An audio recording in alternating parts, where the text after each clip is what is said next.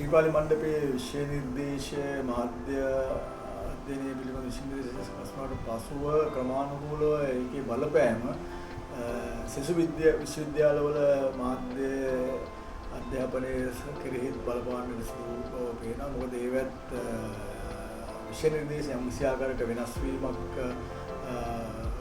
කට ලක් වෙන්නට සිදු වුණා මේ බලපෑමත් එක්කම. ඒ පමණක් නෙමෙයි අනිත් පැත්තෙන් දැන් කැලණි විශ්වවිද්‍යාලයේ එතනින් ගියාම විශේෂම වෘත්තීය තාක්ෂණික විශ්වවිද්‍යාලයේ මේ මාධ්‍ය විෂය හඳුන්වා දීම සහ එහි විවිධ පාඨමාලා වලට අදාළ විෂය නිර්දේශ සම්පාදනය කිරීමේ කාර්යයේදීත් තම පුළුල් සහයෝගයක් ඒ සඳහා ලබා දීලා තියෙනවා. ඒත් වශයෙන්ම කණ්ඩුවම එකත් වැදගත්. ඒ වගේම සෞන්දර්ය කලා විශ්වවිද්‍යාලය තවත් බොහෝ විශ්වවිද්‍යාලවලට ඒක ඒ සහයෝගය ලබා දුන්නා. ඒකත් එක්ක මම හිතන්නේ මේ මාධ්‍ය අධ්‍යාපනය සම්බන්ධයෙන් රටේ හැම විශ්වවිද්‍යාලයකම වගේ මාධ්‍ය සංනිවේදන අධ්‍යාපනය තිබුණත් ඒවා යම් යම් විශේෂතාවයන් තියෙනවා. වශයෙන්ම වෘත්තීය තාක්ෂණික විශ්වවිද්‍යාලය තියෙන විශේෂත්වය එකක්. ඇත්ත වශයෙන්ම තාක්ෂණය වෘත්තීය වේදයක මුල් කරගත්ත ප්‍රවණතාවයක්. ඒතර කැලණි විශ්වවිද්‍යාලයේ තවත් එක දිශානුතියක්. ඒ වගේම කොළඹ විශ්වවිද්‍යාලයේ වර්තමානයේ හඳුන්වන සංනිවේදන හා නිර්මාණාත්මක කලා ශාස්ත්‍රයක තවත් එක පැතිකඩක්.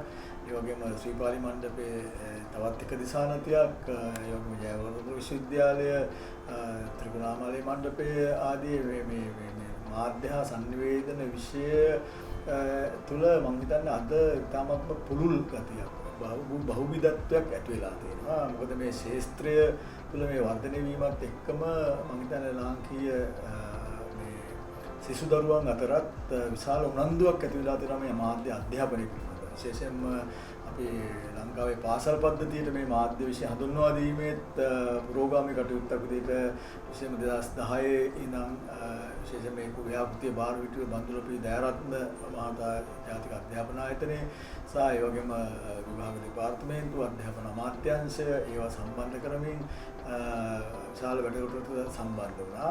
ඒ වගේම ඊට අවශ්‍ය කරන පොතපත පෙළපොත් ඒ වගේම විෂය නිර්දේශ ශාස්ත්‍රීය ලිපි ලේඛන ආදී සකස් කරමින් වර්තමාන 21 වෙනි සියවසට ගැලපෙන ආකාරයට මේ මාධ්‍යයේ මුහුණුවර මාධ්‍ය හැඩරුව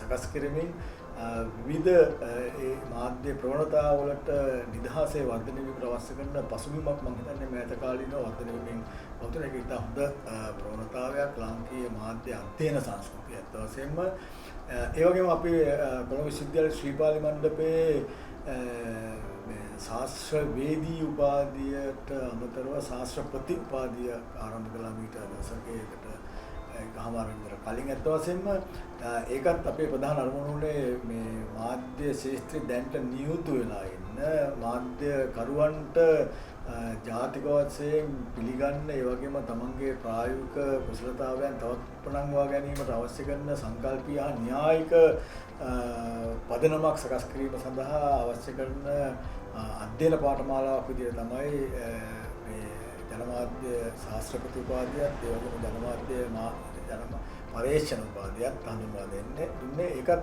මම හිතන්නේ සුවිශාල විදිහට ලංකාවේ සමස්ත මාධ්‍ය පද්ධතියටම මාධ්‍ය ආයතන වල වැඩ කරන සිය ගණනක් අයගේ වෘත්තීය භාවය උන්ගේ දැනුම යවත්කාලන කිරීමට සහ උන්ගේ නිර්මාණ වල ගුණාත්මක භාවය වර්ධනය වීමට බලපෑවා. මම හිතන්නේ ඒකත් ඉතා වැදගත්. ඒ ප්‍රවණතාවය ලංකාව තුළ අද වෙනකොට තම යහපත් ප්‍රතිඵල පෙන්වමින් ඉන්නවා කියලා කියනවා.